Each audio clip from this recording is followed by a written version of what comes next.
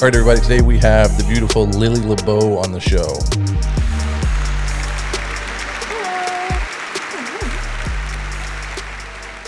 Hi, Lily. Hi. I miss you. Well, until just now. Oh, hold on. Say that again. You miss me? I do. I miss you. I'll say it over and over and over. I miss you so much. I haven't talked to you in so long. Yeah. It's been a few years. Yeah, right? I think since we saw each other at least. Yeah. And you've been busy. Yeah. You've had a lot of stuff going on. Yeah. Definitely busy. So what do you want to talk about first? What do you want to tell me? I need to catch up. I want to hear all of it. I know you've got some cool stuff going on. So what do you want to talk about first? Okay. So, last time I saw you, I think I had already shot this show that we just released 3 weeks ago. It's called Cam Girlfriend. Mm-hmm. I think so. And because this was a 3-year process. So the show finally came out. I don't know if you've seen it, but it came out like 3 or 4 weeks ago. Friday will be the 4th episode. And people are loving it. And it's like just amazing to see it finally come because, yeah, it was like 3 years, like writing, filming. I saw you. I traveled. I did a million other things. Show didn't come out. And then finally this month, they were like, we got the green light. It's happening. And everything happened at once. So it's been really exciting. Where can everybody see this? Because I've seen you talking about it and I haven't made the time yet to watch it, but where can people find this? Yeah, they can find it on YouTube. It's youtube.com/camminglife, camming, CAMMING, okay. life, easy. There's a ton of stuff. They have interviews from real life cam models on there. This show was sponsored partly by Chatterbait. So you have a lot of Chatterbait cam models on there talking about their experiences, and then you have the actual show itself. And people should tune in. It's on Fridays, and so this Friday I'm so excited. Oh my God. The episode, oh my gosh, it's called The Feud, right? And so the way these episodes are 6 minutes, the way they're set up is like they're very like Seinfeld-esque, you know. They're very like the setup, the problem, the weirdness, the awkwardness, and then the funny, you know, the relief at the end. They're just so great. And so this Friday is my personal favorite episode, and it's basically Chloe Cables, the cam girl who's living with her boyfriend, Mike. She gets into a feud with another cam girl that she knew in high school, but then the cam girl kind of like one-ups her because she's pregnant, and everybody's like so excited about her pregnancy, and Chloe gets really jealous. She's like, well, I can't be, you know, someone who's pregnant. What can I do? And it becomes this like feud between the two people, and it's just so silly. I've got to catch up on these. I've got to watch these. Yeah, they're really fun. So what are some of the stuff I wanted to talk about? Because I know we've got so much catching up to do, but I thought about this morning when I was in the shower. I was thinking to myself, I was like, you know what's really cool? And I don't know if you remember this. Do you remember the first, well, this is the story I'm going to tell, so this is how I'm going to lead into it.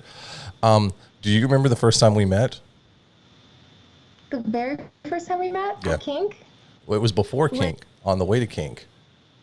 Oh, yeah, in the van, right? No, I was sitting, it was my first day because I had just signed the contract and I said, when do I start? And they said, you have a plane tomorrow to catch. And I was like, okay. And I had no idea what I was doing.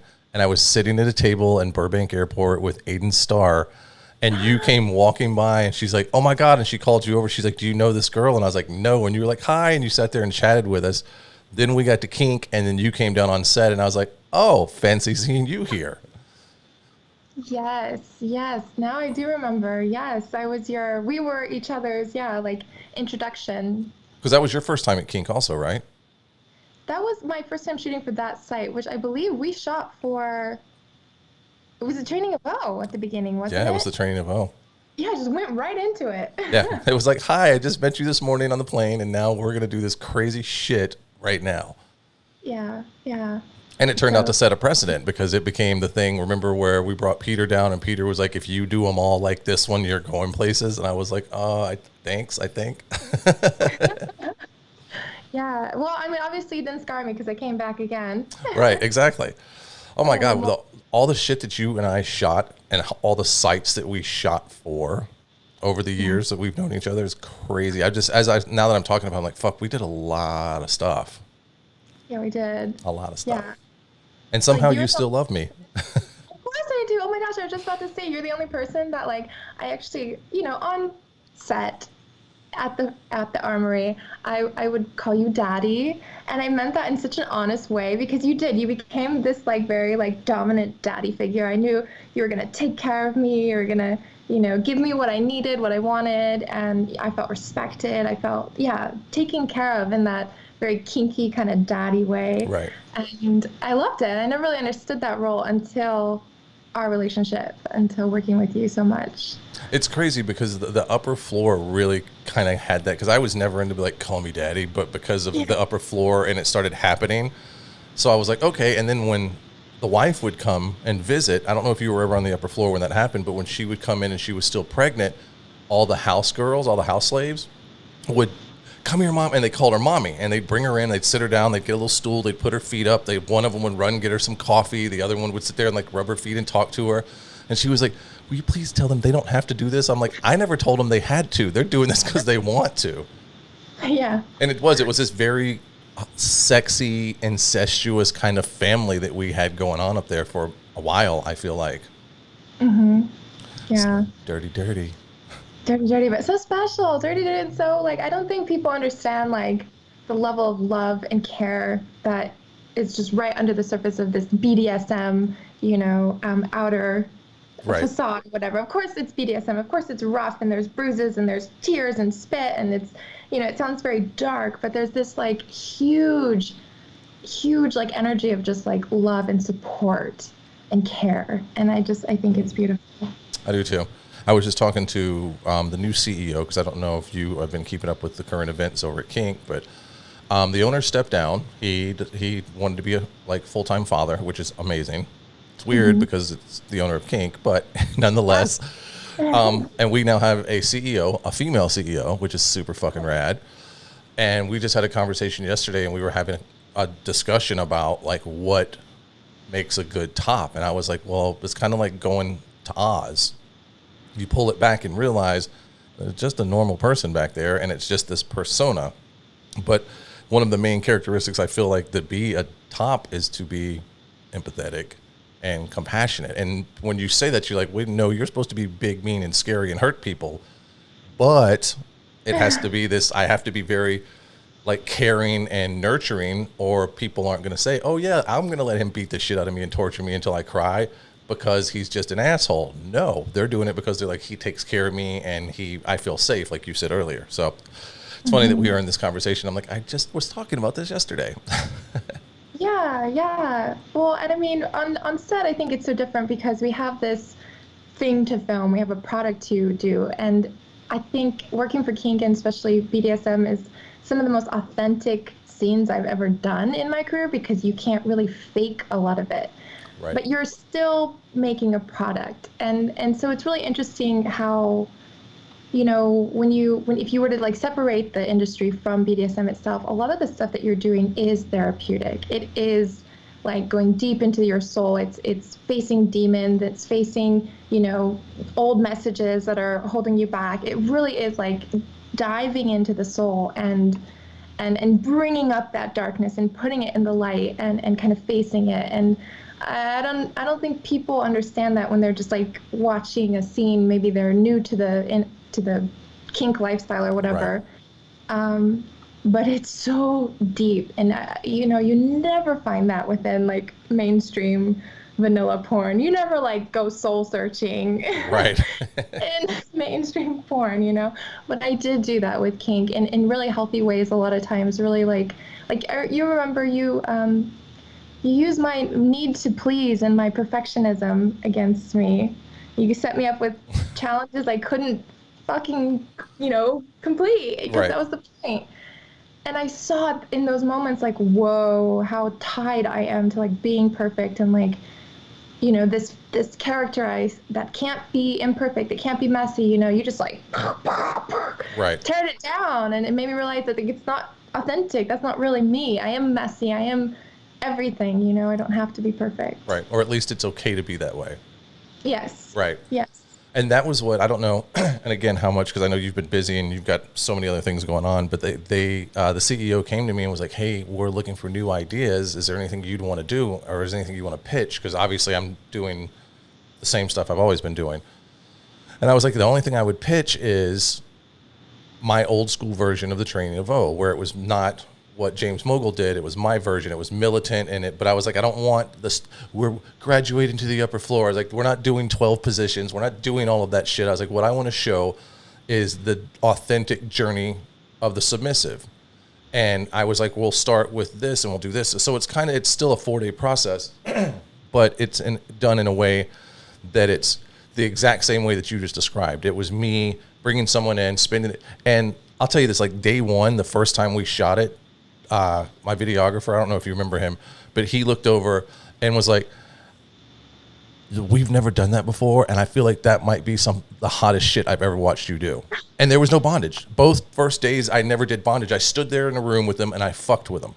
And I took clothes off slow. And it was super, super hot. And I just kind of was like, I told him, I don't know where I'm going. Just follow me. And if you need me to stop, call it. I was like, but if you don't need me to stop, I'm just going to go. And we usually shot day one in about an hour and a half. We would do it until it was like, okay, let's stop. Let's take a drink of water. And you literally would take maybe 5 minutes and then we'd get back on set and start going. But like I said, there was no bondage. There was just moving through the paces. And people went fucking crazy over it. And I told her when I first told her, I was like, it's kind of the same thing as the training, but it's because it's not graduating to the upper floor and it's more of the journey that we're focused on rather than the slave part of it to where she's going to move on and become this, whatever. And she was like, all right, let me see. And like I said, people have lost their shit over it. And of course there are people like, oh, well, he's just doing the training of, oh, no, I'm not. I'm doing my thing. I'm doing the journey because it's very much focused on them, but it's still the same process of figuring out what you're hung up on and what's going to make you, it's an old military mentality of I break you down and then build you back up the way I want you to be, which is better and stronger. So yes, it's working. People still like it somehow. People still let me do that shit. Yeah. Well, and I mean, there's many different kinds of kinky, but you have like people who are physical kinkies who like all the physical aspects of it. And then you have the psychological. And of course you can have both, or you can have one. And I love the psychological. I love people getting into my head in a healthy way. And I can see how maybe I've set myself up in real life situations to seek that in unhealthy ways. But I think kink is a really good outlet for a healthy, expression of that psychological kink, wanting to like play those power games, play those internal games, and then have like a goal at the end, which is, pleasure and to overcome them. Right. Or the reward, so to speak. Yes. So, because I don't want to, we can talk about whatever we want, but I was going to say, I don't want to spend the whole time talking about this. I want to catch up. I want to know all the things. So I want to tell a little backstory. And if I tell the story and you're like, I don't want that, then say so, but I'm not going too detailed. Okay. So, back in the Armory, you came to me and was like, hey, I'm thinking about, I want to see more things. I want to start traveling. And you said, I think I'm going to step away for a while. And we had a brief. It wasn't like you came to me as some kind of boss or mentor to be like, I need your advice. But you were like, this is where my head's at. And I was like, of course, I was like, this is fucking phenomenal. I was envious. I'm like, you're just going to fucking walk away and go travel for the fuck of it. And I was like, this is so amazing. And then you did. And I feel like you were probably away from kink anyway for maybe a year or so. And then you were like, hey, I'm thinking about maybe coming back through, but only minimal shooting. And then we shot again. And every time I was like, I just want to sit you down and not let you leave until I hear every detail and see every picture. But of course, in the work environment, we didn't have time to do that. So tell me some of the places that you've traveled. Tell me some, because you've done so much cool shit. Tell me about it. Well, thank you. That's, cool to hear from an outside perspective. Because to me, I feel like I've just been flying by the seat of my pants for the past, 7 years. But I have done some cool stuff. I think the time you're talking about, the very, very beginning, I was ready to take a break from the industry, from porn, from everything. And one of the first adventures that I had, because I always have loved Europe, I've always gone to Europe, but one of the first adventures I had outside of work, outside of kind of this industry, idea, was going to Panama. Yeah. And my grandmother's Panamanian, and I was like, oh, I want to learn Spanish. I never learned Spanish. So I searched for a permaculture project because I was interested in permaculture. I knew there's some in, South America, and I found one.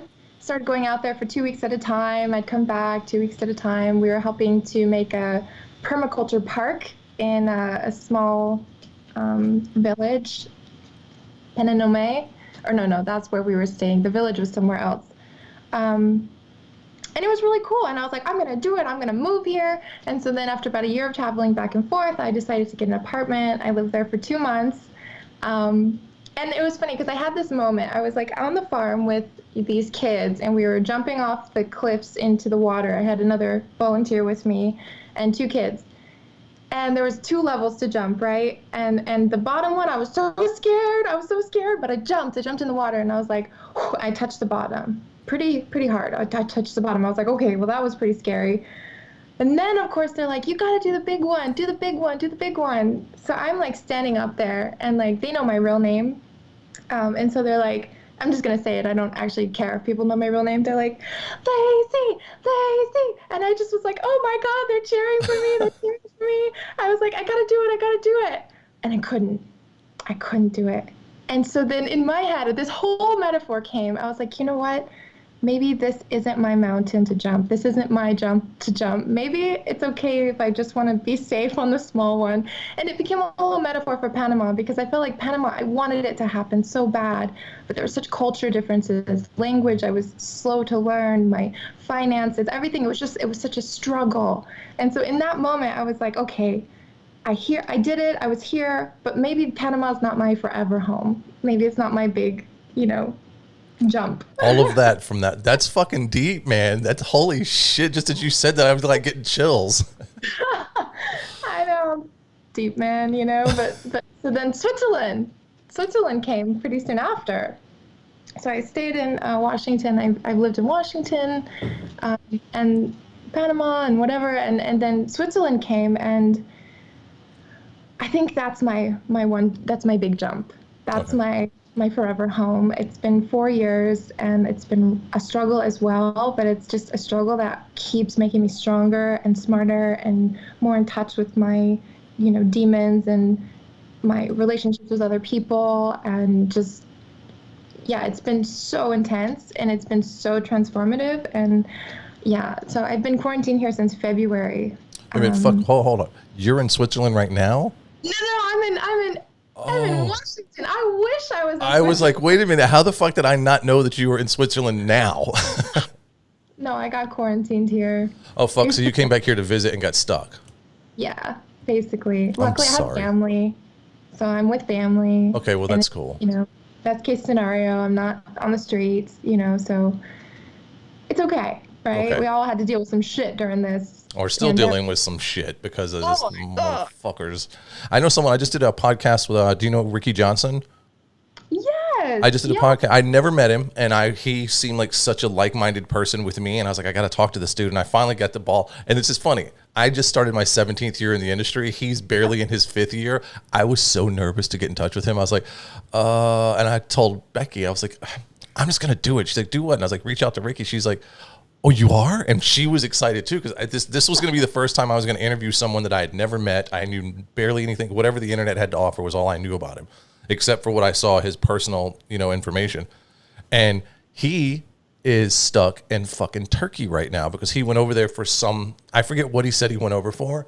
And he was supposed to, like, when I first contacted him, he's like, I'm flying back July 3rd or 4th. Sorry, kerplumpty, as Becky would say.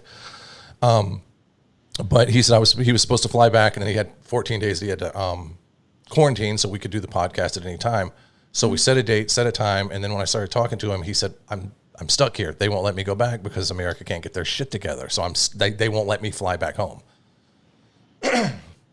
Which is so weird. Yeah. Like, it makes sense, but at the same time, wouldn't you think they'd want to kick him out and send him home? But then you have to think that anybody who is a citizen of Turkey has to fly him and whoever else home, and then they're gonna be like, well, you need to bring somebody back, and they're like, no, we're not coming back with an empty plane, and we're definitely not bringing any of those fuckers back. So yeah. I will say though that I'm happy that you're with family, even if you are stuck here. At least you're with family. Yeah, and I don't know if you have your quarantine, but I have my quarantine, so there's like less than a handful of people that maintained social distancing, but sort of like a team-like structure where, we're not meeting new people, but we have our little team that we see on the weekend, my sister, Right. Best friend, whatever. And so that's really helped with like the soul loneliness of this time. It's like you want to be perfect and just stay inside, but then it's impossible as a human being to just be inside, like, Right. so yeah. We I wear my mask, I'm trying to do all the socially acceptable, get us out of this, procedure. Right. Well, fuck, you want to go back home. It's great to be. I want to go back home. I mean, we did it pretty strict because at the beginning it hit me hard. Like I really was like, my dad had come out to visit. He was 75 years old, I think, or he was almost 75. Fuck, I don't remember. No, yeah, because he just turned 76. And he came to visit for a couple of weeks, and then the world shut down. And I'm like, well, you're stuck here. And we were in the middle of buying a house when this whole thing started. So we actually moved one. I got to pick up with a little trailer, and we moved from one house, and it's only like a 5-minute drive, luckily. But we moved during this thing. My dad was here. He helped us do like all the painting of the new place and all this other stuff. And after a couple of months, you could tell he was getting itchy. It's like you can only sit around and watch so much TV. And his whole mentality is, if I stop moving, I die.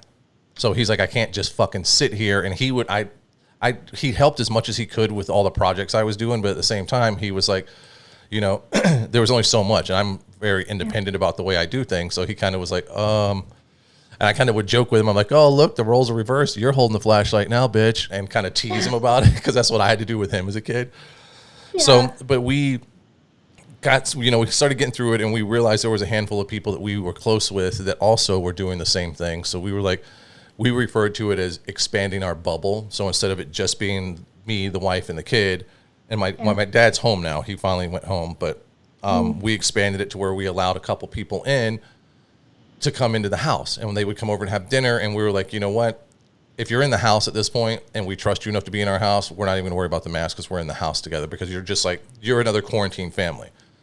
Mm-hmm. And we actually had one of them who started getting a little loosey-goosey and running around doing shit. And we're like, okay, you that circle got smaller and you're not included anymore. And it sucks because they have children who we love to see and hang out with our kid. And no, so the circle's very small. There's a couple kids in the neighborhood that our kid plays with, and their family's doing strict quarantining. Like the kids are going to be kids, they're like on top of each other and they're sharing the same screen. So it's nice for his sanity. I've kind of embraced it and been like, fuck it. I'm almost 50. So I'm enjoying this. Everyone leaving me the fuck alone and not having to go out in public.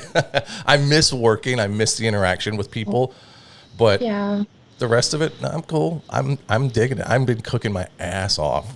So. Hey, nice. I actually just went on social media. I've been teasing the idea of maybe, this is just making it more solid as I say this. I've been teasing the idea of starting to do maybe solo performances on an OnlyFans thing. Because I got a lot of time on my hands and I'm doing it anyway. So I've thought about it. And I jokingly put it on social media as a poll on Twitter last night. And I haven't looked at how many people, but last night before I went to bed, it was like over 200 people had already voted. And it was, it was a tease. It was more of a ha ha ha. And now I'm like, fuck, I may have to do this. But it was who wanted to, what it was, if I did a cooking show or if I did a cooking video wearing nothing but an apron, would you watch? And people would come out of the fucking woodwork. And I'm like, fuck, and I may have to do, but I think I'm going to record it. In the worst case scenario, I just don't put it anywhere.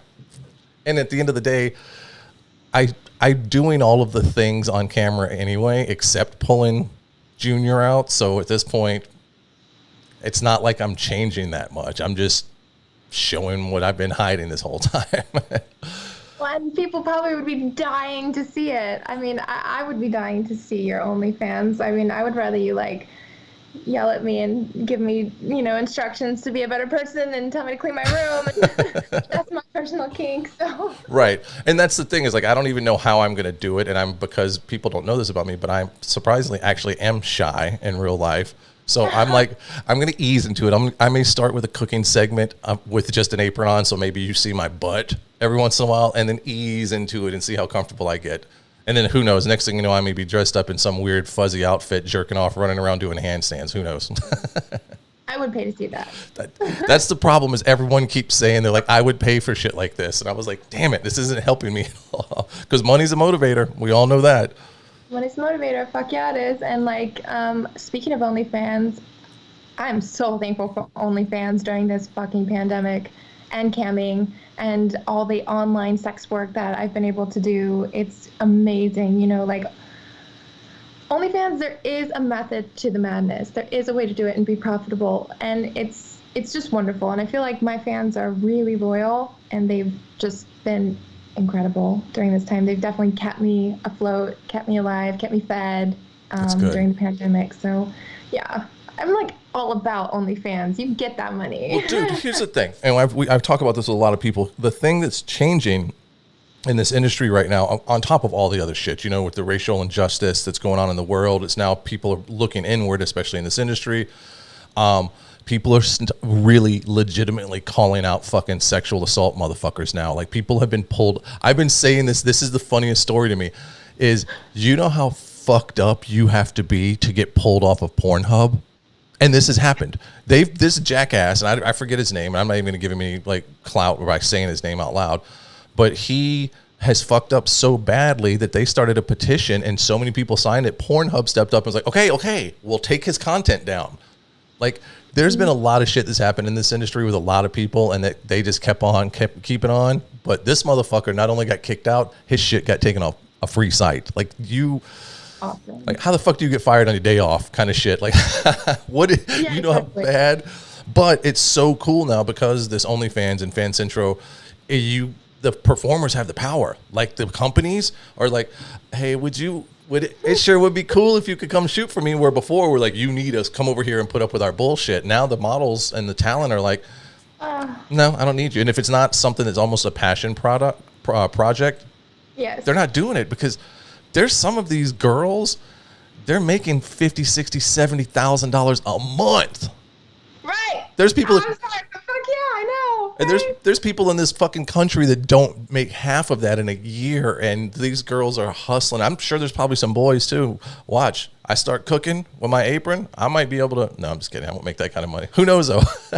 But the fact that the models now don't have to depend on studios, they can start. Yeah. They are now taking the industry back because it's the model. It's a performer industry, yeah. And the agents are privileged to be here to represent you, and the corporations and the studios are privileged to have you come work for us. And somewhere that wasn't the case for a long time, and now that shit's getting turned around. So I love it. I am all about like go. Like at the end of this, I'm gonna be like, tell me the shit, and I'm gonna hit a ding button every time you tell me all the places people can go find you. So yeah.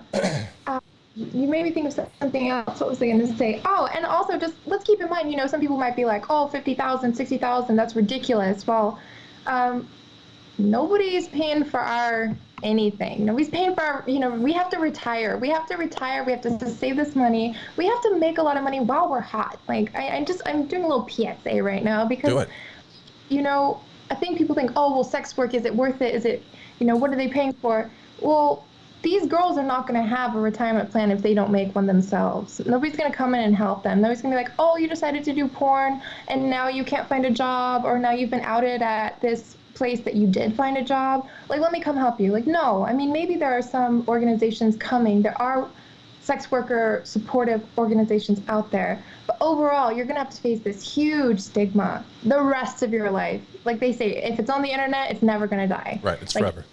It's forever. So I think that, fuck yeah, these girls are making 30, 40, 50, 60,000 a month. I think that's amazing. I think they deserve it. And I hope they save it. And I hope that they set themselves up for a nice, comfortable life, because we all deserve that, you know, sex workers or not. Yeah. So it's my PSA. I love it. But it's true, because it's like, you know, people, here's the thing. There's a service that's being provided by being a sex worker, and I'm sure you have gotten tons of these. I get them, and I'm not a big time performer like a lot of the people I interview, but to have that fan mail that comes in and says, because I know there's plenty of, oh, how much to fuck and all that other stuff, but the real legitimate, like, your movies made me realize I could do this, and they made me, you get those and you're sitting there reading them with like tears in your eyes, and you're like, wait a minute, I changed someone, I helped someone, I brought someone up and gave them. And it's the most, you can't put a price tag on it. It's so phenomenal to know that you were able to take someone, because so many people in this world will turn the lights off, get under the covers, and do it missionary with their head buried in the pillow and the other one staring at the ceiling, and because they're too afraid to just say, hey, you want to get on top instead of me being on top? Or, hey, you want to bite me or poke your finger somewhere? Or people are so afraid to do it. So to empower other people to be sexually open and do what they want because it just makes them happy it's empowering. It's amazing, and we get to make money at it. So yeah. Mm-hmm.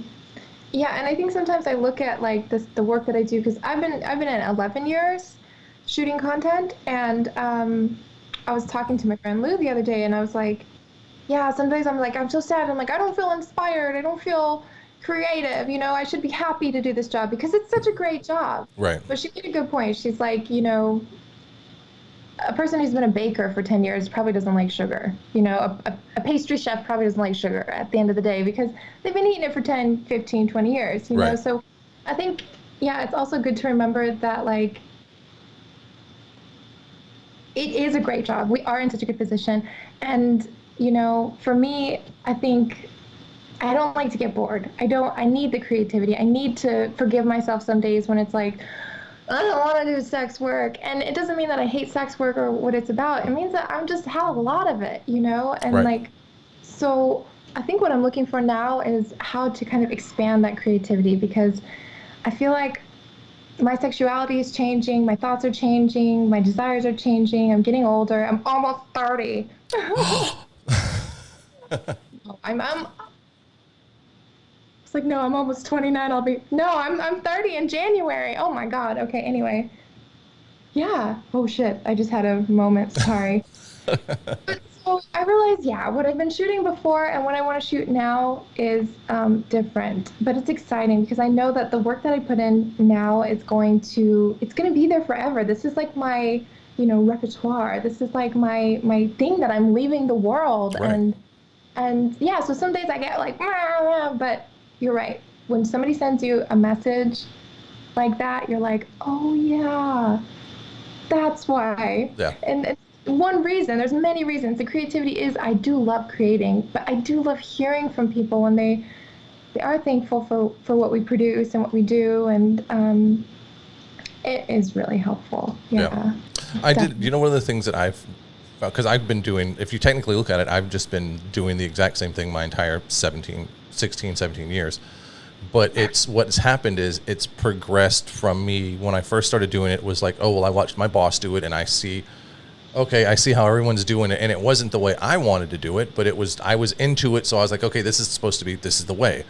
And then I slowly started getting to a point where I did what I wanted because I liked it. And it turned out it was popular and people were like, oh, I like this style. And it's progressed and it's gone. So like when I first started, I was just talking to someone the other day about this. It started with me coming behind you when you were tied and barely touching your tits and like, do you like that?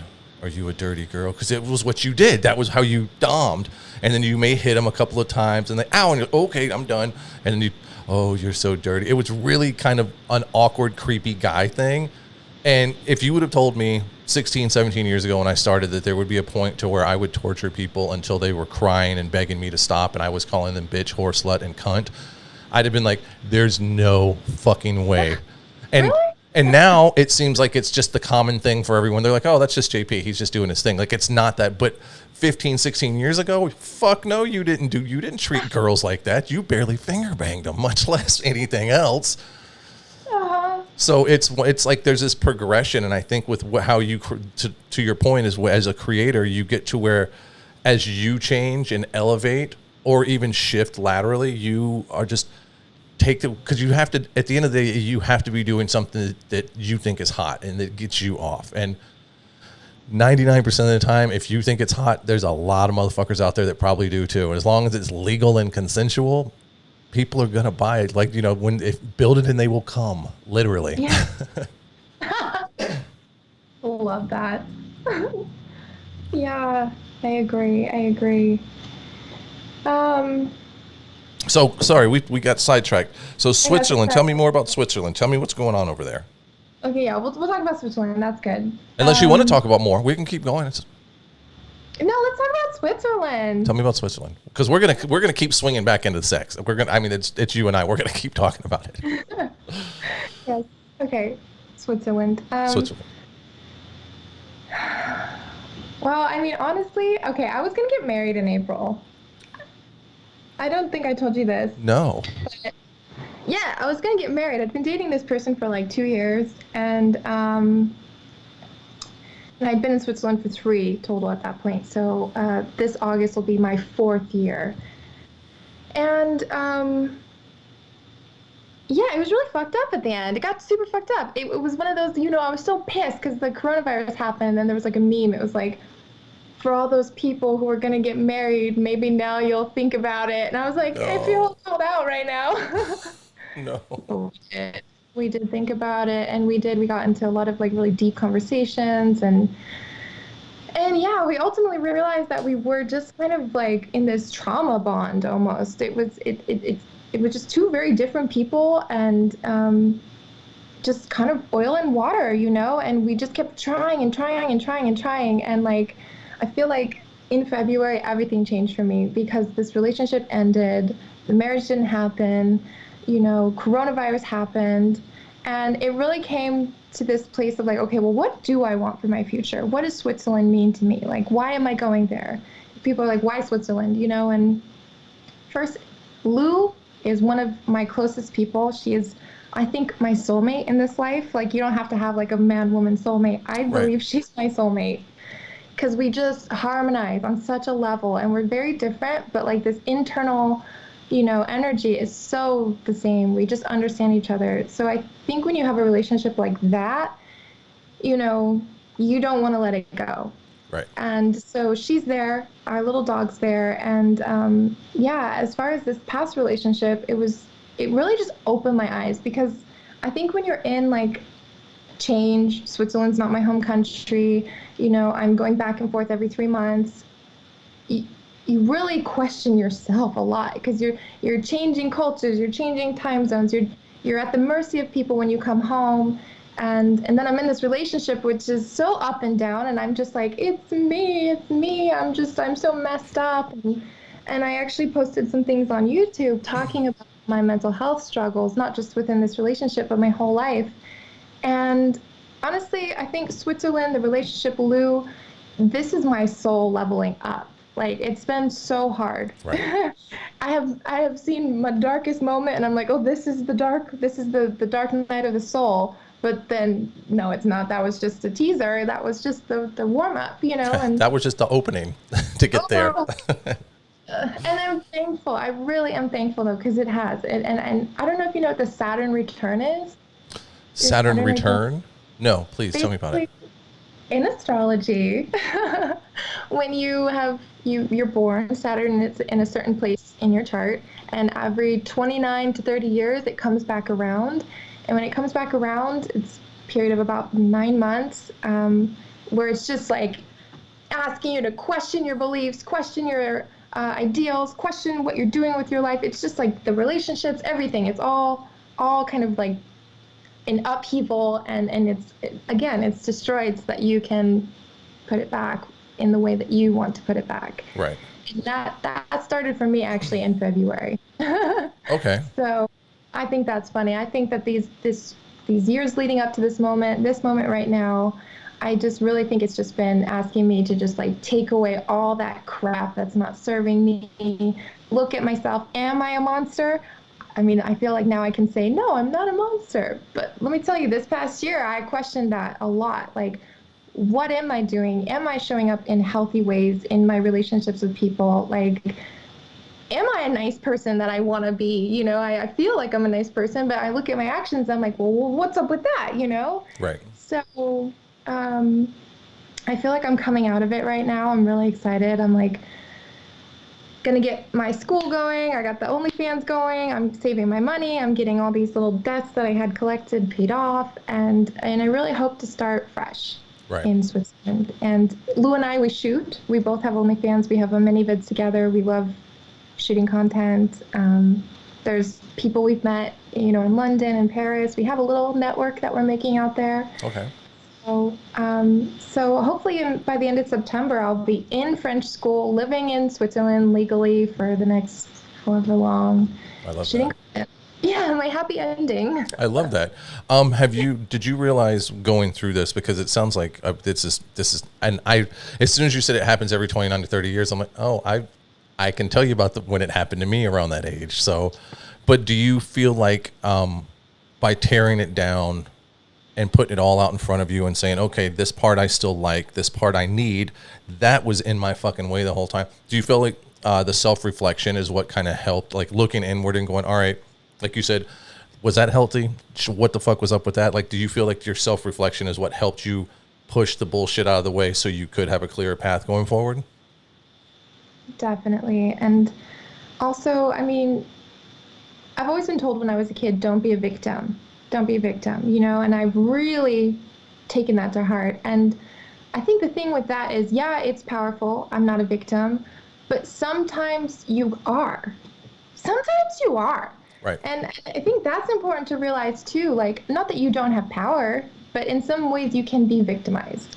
And I think as a strong woman, that's really hard to also admit, because you don't want to admit that you were a victim. You don't want to admit that you, whatever, made a bad choice, or you trusted the wrong person, or you stayed in something that you shouldn't, Right.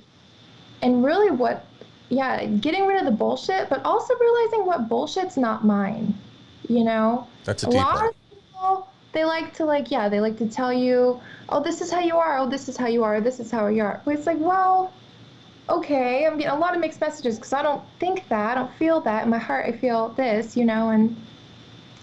and yeah, people want to label you, and I think like I'm coming back to myself. That's what it feels like. It feels like I'm letting go of the childhood trauma that we all carry, like Right. the adult. And it's interesting. I would just want to say, I feel like through this healing process, my trauma, if it was a pie chart, Right. porn would be a sliver. It's a sliver. Right. Of course shit happened when I was in porn. It's the sex industry. There's gonna be predators. It's the sex industry. Yeah. But overall, the taste in my mouth is pleasant. Right. You know? I like that. That's a good way of putting it. Yeah, I look at my life though. I look at my childhood, my family dynamics. Like that shit's a bit different. And that's, yeah, it's not gonna be an instant fix. I'm still working on all that stuff, but I don't feel like as much of a monster anymore, which is nice. There you go. Yeah, I'm coming back to myself. That's good. And I can tell you this as being someone who's several years ahead of you. I know I still look like I'm almost your age, but it's you have to keep doing that, and it has to stay. And you realize the older you get, like I was joking earlier about you now that I'm actually almost 48 now. And you get to a point where you do look around and you start understanding why your parents only had a handful of really good friends and that's all they spent time with. And most of the time they were at home alone is because you don't need them. You find the Lou is the name you said earlier. You find the Lou or the other person or the other person. And those are the ones that no matter what, no matter where, they're always going to be there fucking 3 o'clock in the morning. Dude, I'm so fucking mad, I'm so this, and they're like, all right, talk to me, motherfucker, and they lay there in and out of sleep, but they're listening, and and once you get to that point, I feel like that's when achievements unlocked kind of thing, but it's always continuously growing and bettering yourself, because as soon as you stop doing that stuff and stop becoming or trying to become the best version of you, you fail yourself, you fail everybody around you, because you just kind of become a shit, because you're like, well, this is it. I'm done. I'm not going to try and be any better. I'm not going to try and change my opinion. I'm an old dog. I don't want new tricks. And you can't be that way. So even at almost 48, I'm still looking inward. How can I be better? Especially because I have a little 8-year-old mirror that follows me around. So I continuously see all of my bad in him. So because he'll do things and I'm like, what the fuck? Why would you say something like that? And the wife's like, that's you, man. He hears you say shit like that. So it's this constant trying to be better and do better, because I want the world to be better. And I want people who look up to me. And I've realized as I've gotten older, there's a lot more than just the kid and the wife that look at me this way. That if I'm being a shit, or if I'm negative all the time, or if I'm mad, or if I'm sad or whatever, if I'm this high-end emotional roller coaster, no matter what level, people are going to be like, okay, that's the way it should be, and it's okay to be this wreck rather than containing it and trying to be better. So I'm glad you've started on this journey, but we're just keep on. You know what? The speed bumps get smaller as you get down the road. There's an analogy for you. Yes, yes. That's what I'm hoping. And I think, oh, this is a fun little weird segue. But a lot of the healing has also come from I'm a certified yoga doula. Get the fuck out of here. Well, I'm certified as in I finished the lessons. I still have to do a few tasks, like be with a woman as she gives birth to get my official diploma. Right. But that was a 9-month program, and we saw each other like on the weekends for like 3 days, a few weeks off, 3 days, 3 weeks off. We had time so it was 9 months total, which is so funny. And we learned yoga and how to be a doula, which a doula is basically, in most essence, it's women supporting women. And bringing new life into the world. And bringing new life and supporting this woman to know she has the power to bring that new life because she was made to do this. Our bodies are designed for these things. And it just like unlocked this like level of divinity that I think as a woman, I don't know about you as a man, maybe that I feel like we lack as human beings. We are not taught to see ourselves as divine, to see ourselves as, and not divine as in like this, like, on a pedestal, never messes up. Like a deity kind of thing. Yeah, but in our essence, that we are here for a reason. We are divine in our existence. Right. Just as a human being in this form, we're here. We're here and we have a light, and I think with porn, I felt a lot of separation from women specifically through my job. I'd meet new people and I'd feel really worried about, are they going to be against sex work? Are they going to think it's super cool? Are they going to use me as like a novelty? What's going to happen, Right. And this class really kind of made me feel I am a sex worker. I am a spiritual person. I do freak out sometimes and I do need to work on things. But at the end of the day, I'm just going through the human experience. Right. And that's okay. Like however that shows up. Right. And that's the hardest thing I think for most people is to acknowledge that it's okay because this is who we are. This is the journey. None of us are getting out of this alive. It's all gonna end in death. So it's trying to be as good as you can possibly be to yourself that will then overflow to how good you are to the rest of the people around you. And having experiences to where you unintentionally touch someone in a very positive way that you never know. There's going to be, because if you were to sit down and ask 5 people that know you, 5 random people, pick me and then 4 of the random people and ask us to describe you, none of us are going to describe the same person. None of us. Because I know a part of you that someone else doesn't know, and then that person knows. So you see what I'm saying? So we touch every individual in a completely different way. A lot of people see a similar version, but there's always that person's version of you. So there's hundreds, if not thousands of versions of you, depending on who you talk to. So with thinking that and like making it kind of go, oh, fuck, and realize how much influence you have on everything around you, it almost forces you to go, I gotta be good. I want to be good because I want those people to remember I loved it when she did this. Oh, it made me feel good when they did that. Or that random person who you'll never see again that you walked by the store, going into the market, and you happen to do something that you thought was second nature and never put a thought to, but it influenced them. And then there's the butterfly effect. And there's that kind of shit that if you really, going back to what you were saying, the divinity of it, like we are divine. We're this amazing creature that has the ability to do anything we want. So to waste that by not trying to be the best that you can be and being this very positive person, it's sad. It makes me sad. Yeah. You're getting us all deep and shit. I love this.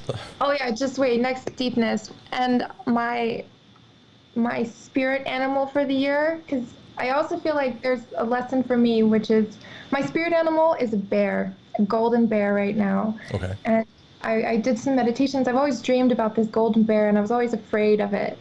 And as a child, in my nightmares, it was always scary. And I did a meditation. We were trying to connect with our spirit animals, our spirit guides. And I saw that golden bear. And it was so fun because when I saw it, I ran up to it and I grabbed it and it was all fluffy and we rolled around and it was so fun and it was so playful.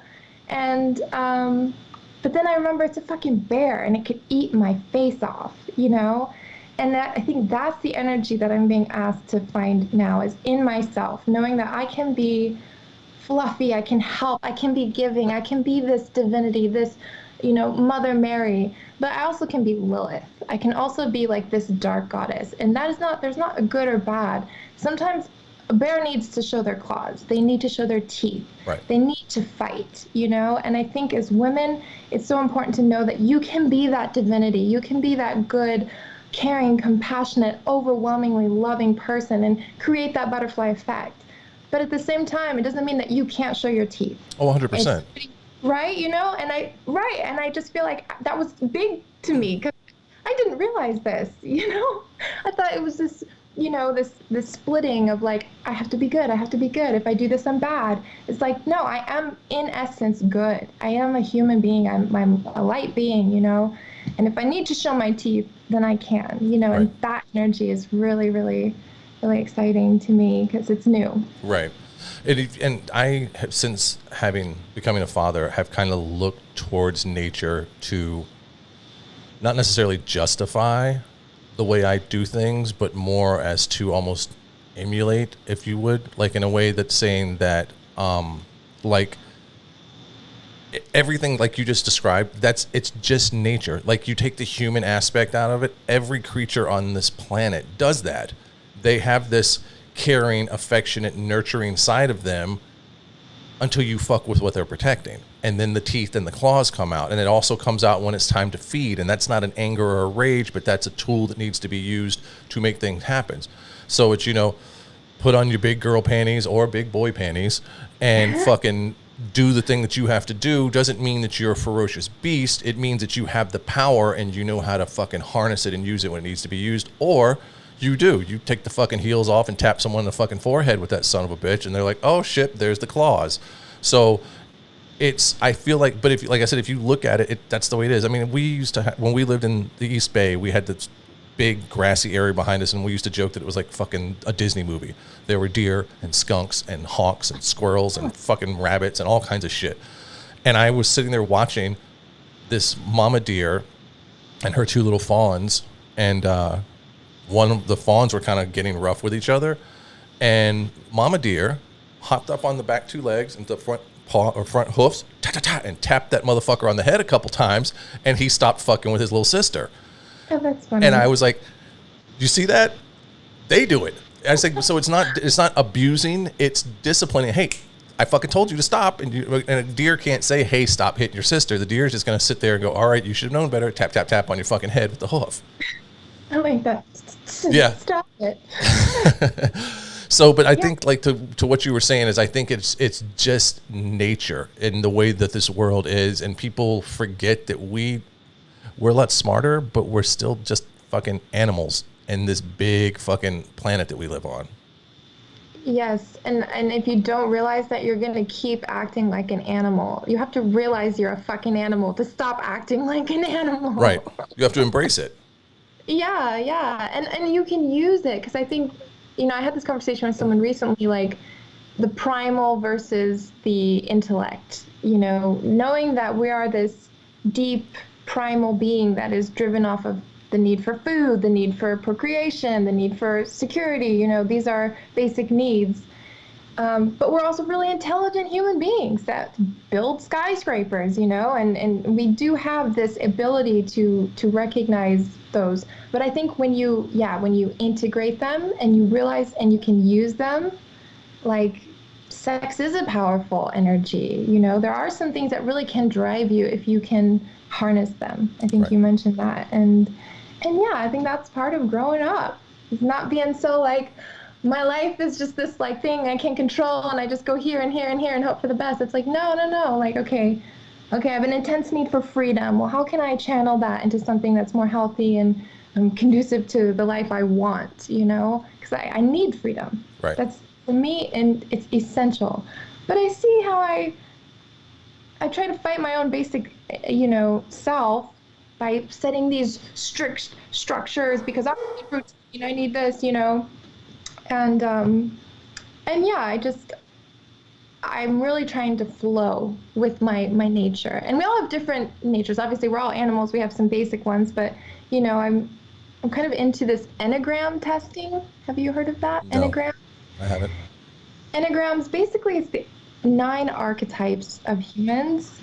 And I I know it's silly, but I had to realize also like we're not all the same.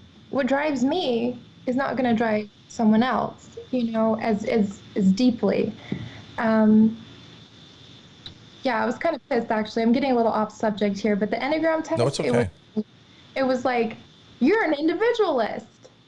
I was so pissed off because I was like, what? It's like you're kind of selfish. I was like, what? I'm not selfish, I'm giving. It was like, nah, sometimes I'm selfish, and because I have such a deep need for freedom. But I also in that sense, I want others to have this freedom as well. I never want to like, yeah, take away someone's freedom. I just want them to feel free to express and be themselves, and Right. because I want the same,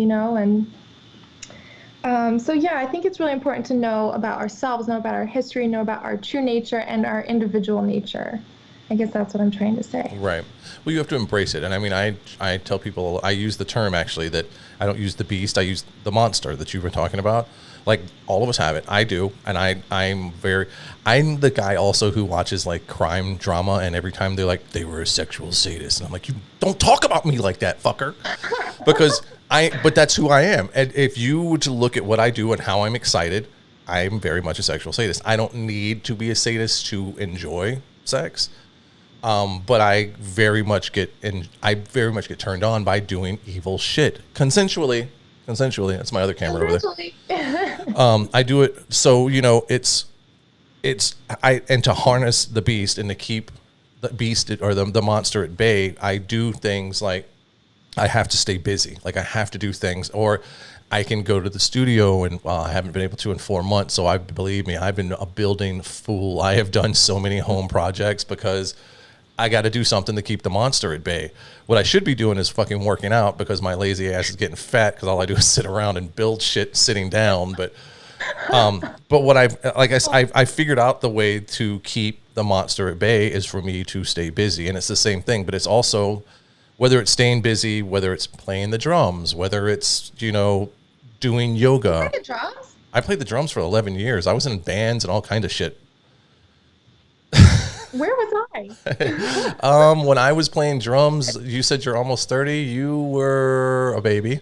Oh, yeah, I missed your show. Yeah, I played until, remember we talked about earlier about every 29 years, until I was about 30, and I looked up and was like, oh my God, I'm almost 30 years old. What the fuck?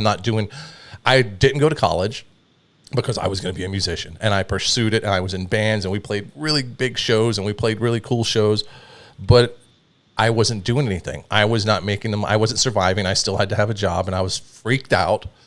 And I was like, something's got to change. And that's when I started working at a porn store. Oh. And I met a girl because there was a striptease kind of peep show upstairs that was part of the same company. And I met her. We hung out. We started dating. She was a model, not a porn star. Mm-hmm. So, and she got hired to go work at Kink, and I flew out with her, and we ended up meeting my old boss. And after a couple hangouts, he offered me a job. I showed him some photography because I wanted to be a photographer because this was me going somewhere as trying to turn a hobby into a profession. And I sent him some photos that I had done, and he was like, do you want a job? And he moved me out to California. And that's how I got to where I am. Yeah. Okay. So, yeah.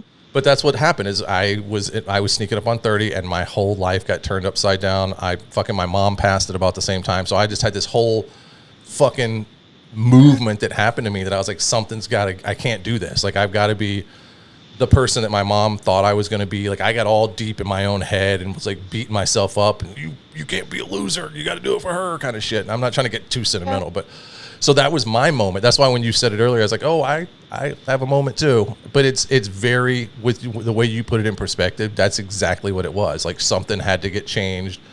And here I am now.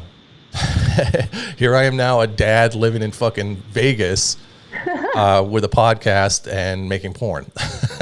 Living the dream.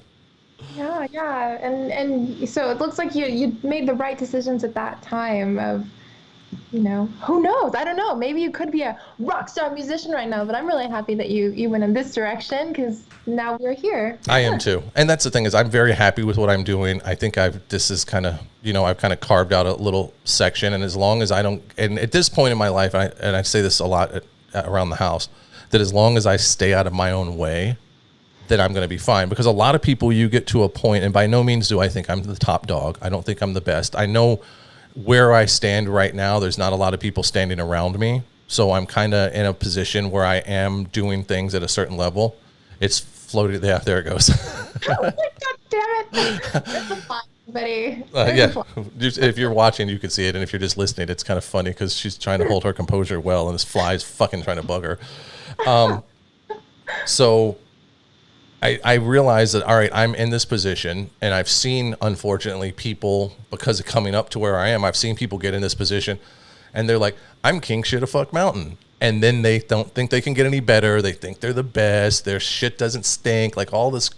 And then they look around, and they're like, oh, how did you fell, and you're not where you were anymore because your head got too big, and you got in your own way.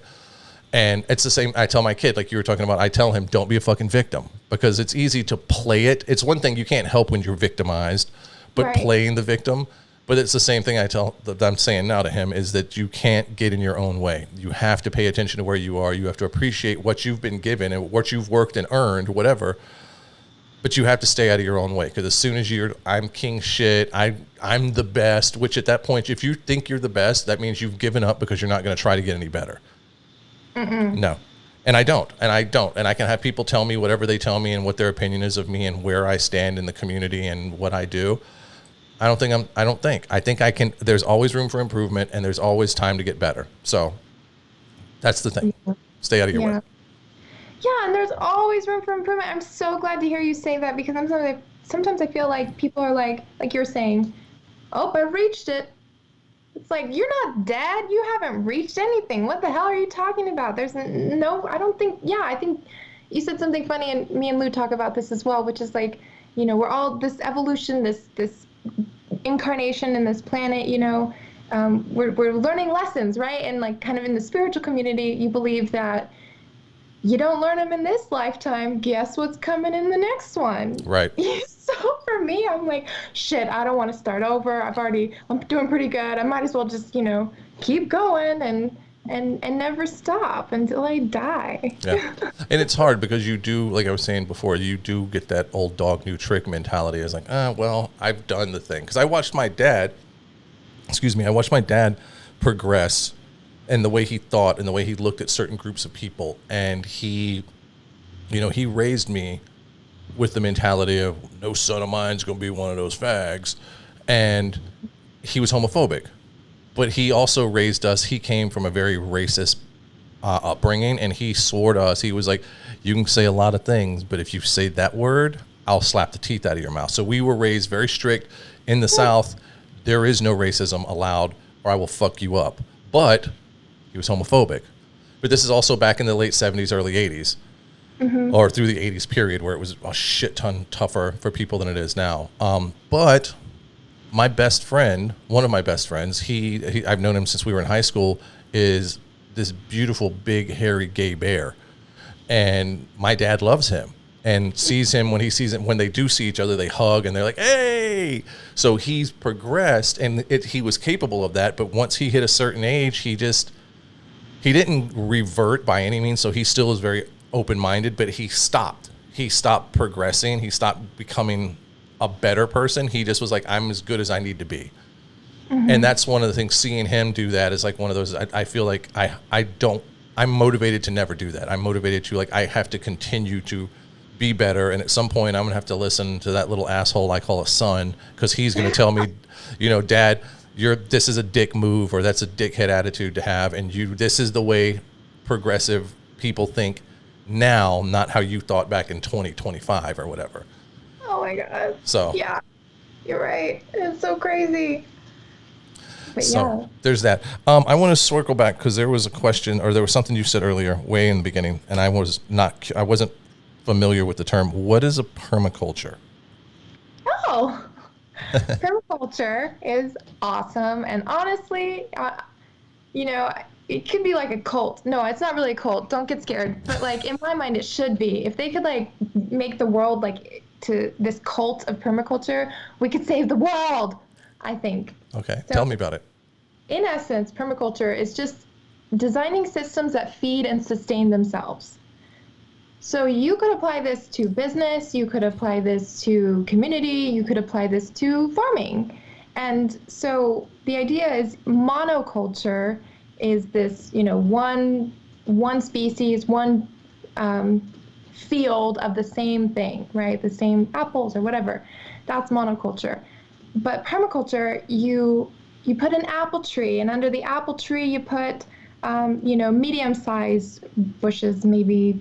I'm like thinking of Panama and the Pacific Northwest, so I'm like, you put cocoa beans under there. It's like, no. Right.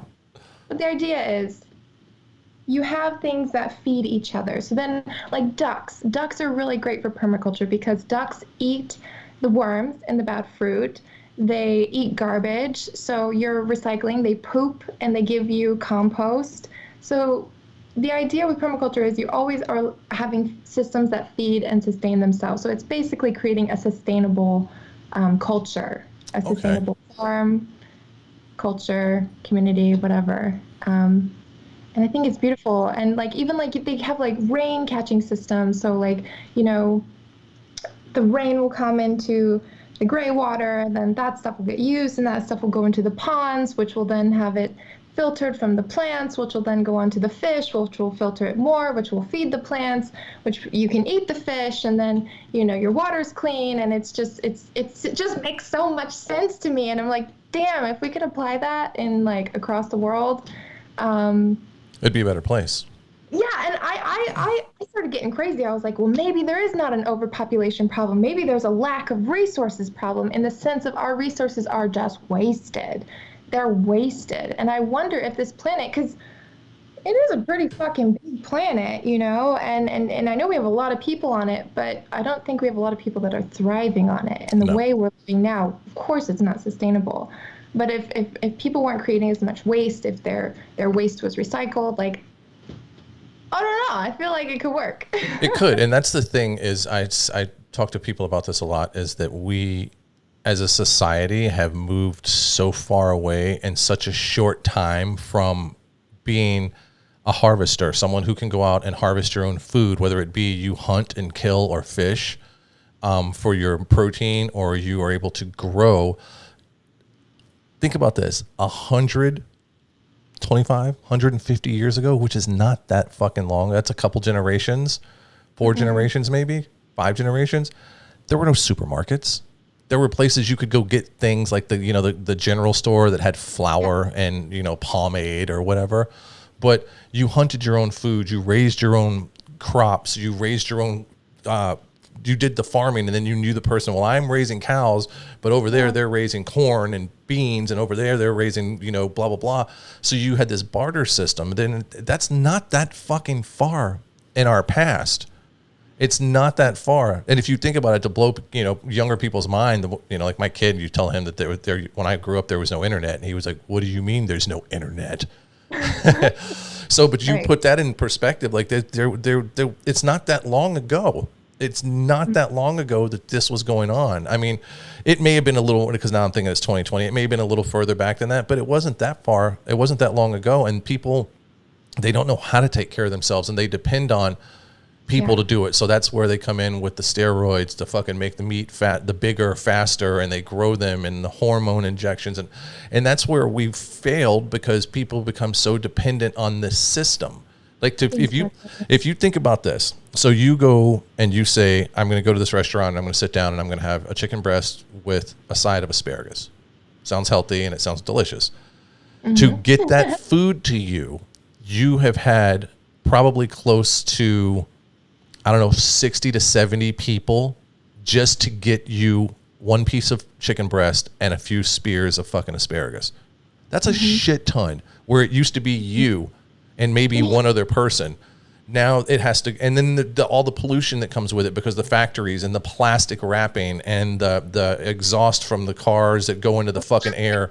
Yeah, just everything. Ah. All the electricity that has to be used to fucking keep the shit cold or to produce ice. Like, it's so much. And then the people that have to drive to work for every job to get that food to you. It's like all of the shit.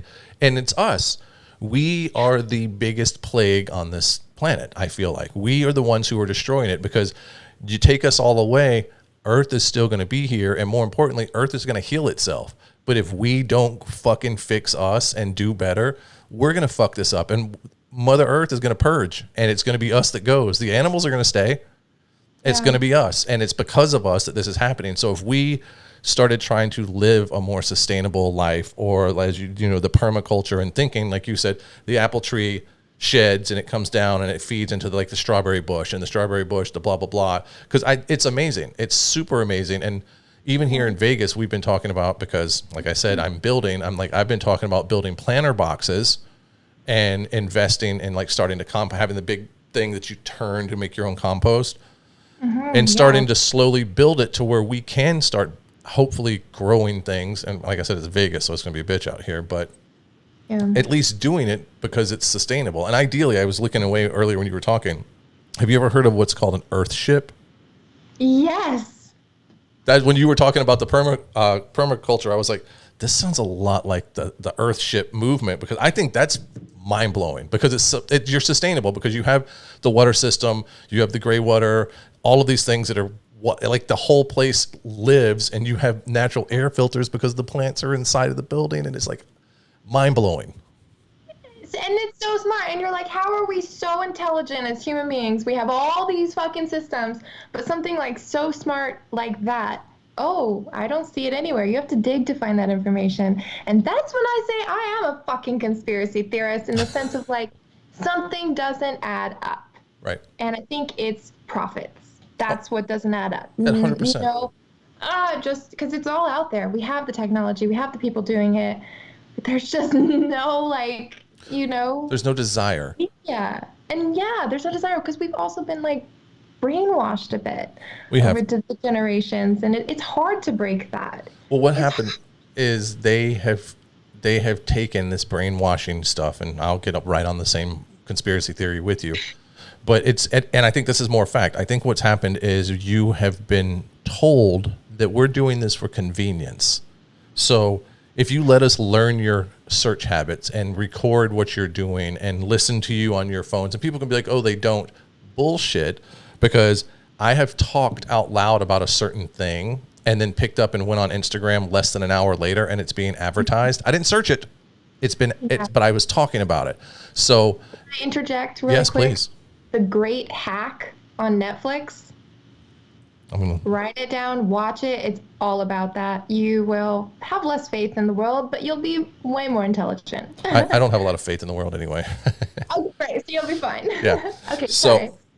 But it's you have been sold this thing that it's convenient. So we're going to learn your ways, and we're going to listen to you, and we're going to collect all this information, and we're going to do this and do this and do this, and we're going to sell it to you as an easier life. So you don't have to think as much. You don't have to do as much, because we're going to do it for you. And it's this, even in the educational system, the way there's certain things that they're doing, and as I see them, I'm like, wait, what? Why are you doing this that way? And why have you moved a curriculum in this one direction that does this? There's still, for the most part, there's still a very solid foundation. And I think that the system needed to be changed, because guess what? In 1492, he did not sail the ocean blue. Fuck that motherfucker. He came over here as a tyrant and fucking killed people. So the shit needs to change. There's a lot of things in history that the books are fucking dead wrong.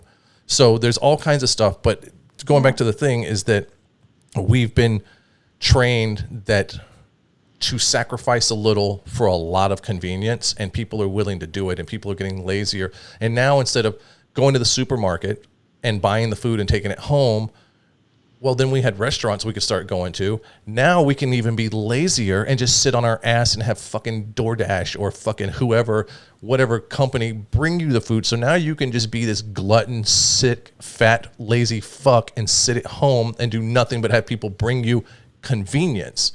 Yeah. And people don't even respect the food. And in America, if I remember correctly, last time I was reading this, there is a 40% food waste, which means 40% of the food produced in this country is wasted. And it's not by supermarkets. It's not by fucking restaurants. It's by people at home. Because I'm going to go to the store. I'm going to buy the pack of chicken. I'm going to get that fucking broccoli. And then it's going to sit in the refrigerator because I wanted pizza. And then the next night my friend called and we went out and had a fucking burger and a beer. And then the next night this happened. And all of a sudden you look up and you're like, well, now I have to throw away this food. There's people all over the world and in this country who can't afford shit, and we're throwing fucking 40% of food is being fucking thrown away. That's pathetic. Fun thing to say about that, though, because it is fucked up and it is true, and I feel a lot of shame when I throw away food, obviously, because I understand this.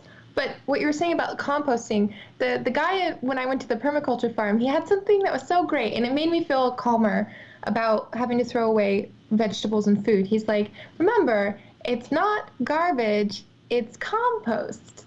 Right. You're creating compost. You're not making garbage. So if people are responsible and they compost this food and they actually sort their fucking shit and recycle, you know, like Switzerland is so good about recycling. And whenever I go to a state where I'm like, they don't have recycling in California? Right. Are you fucking kidding me? They don't have compost?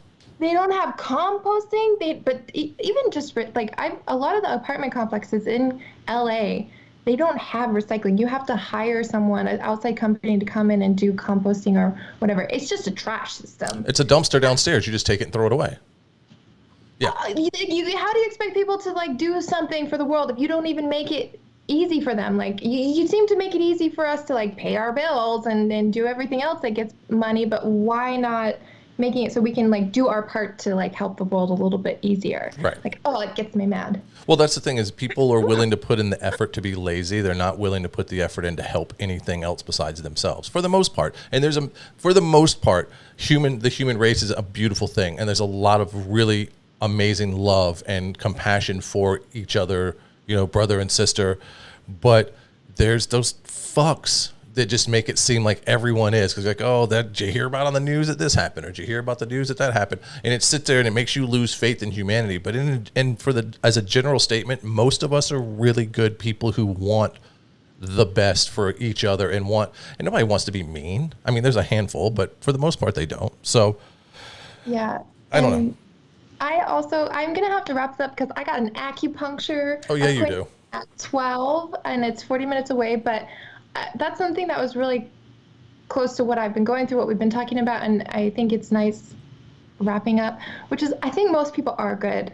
I really do. There's some dark personality traits out there like narcissism, sociopathy, like, you know, obviously there are some evil people in the world. Right. Overall, people are good, and I think what I've realized is like we're also really traumatized, like as a culture, as a nation, as a world, as a person, as a woman, as a man. We've had a lot of like social and personal traumas over the years, generational traumas. And so I don't think that people, when they show up in the world and they're acting shitty and they don't recycle, you know, it's so easy to be like, fuck you. And I probably would be like, ah, fuck that guy. Right. But, you know, when I step back and I take time to process, it's like, you know, we are all showing up and trying to do the best we can. And when people are operating off of trauma responses, they're not going to be the best people they can be. They're not going to make good decisions. They're not even present in their own life because they're present in this trauma and this darkness and this hurting and this monster, you know? And so, yeah, I still fucking hate a lot of people. Me too. But in a sense, I can also understand that this isn't just them being shitty people. A lot of us are operating off of trauma. Right. And I think that, yeah, we need to take care of ourselves. And I think, you know, in this pandemic, like what you're saying about like the delivery, the ease, it's like, well, when pandemic happened, guess what? We were stuck at home and it was like, you realize it's a beautiful like thing. it was beautiful because you're like, I want to buy. And it's like, well, why do I want to buy something? What do I need to buy something for? Right. And I just am bored. I need a new hobby. It's like, dude, you had to like slow down, like, and be like, who am I? What am I doing other than buying things and consuming things? Like, what am I doing in this world Right. as a person? I'm You feeding know? the giant. I'm feeding the monster. Yeah, Right. yeah. Consume. Yeah. Yeah. So So, this has been amazing. This has been so yeah. good. And I feel like we have so much to talk about. I'm like, I feel like we just got started. I looked up and I'm like, shit, this is an hour and 20 minutes in. This is fucking, we've been all over the place. I've loved this. Don't hang up. I'm going to wrap the show up really quick and then we'll chat for a second because I know you do have to go. Really quick, tell us about your OnlyFans, tell us about your social media, tell us where everybody can find you, tell us about the show, give us let's plug all of it. Okay. Yeah, so if everybody wants to find me, my handles are always the same. It's just at Lily LeBeau, LILYLABEAU. Twitter, Instagram, YouTube also, OnlyFans as well. It's all the same. So yeah, if you have any questions for me or you want to talk to me, just hit me up on Twitter. That's the best place to get a hold of me. Awesome. All right, sweetheart. I love you. I miss you. You were amazing. Thank you so much. Je t'aime aussi. See you guys next time. I'll see you next time. Let's do part 2. Yes.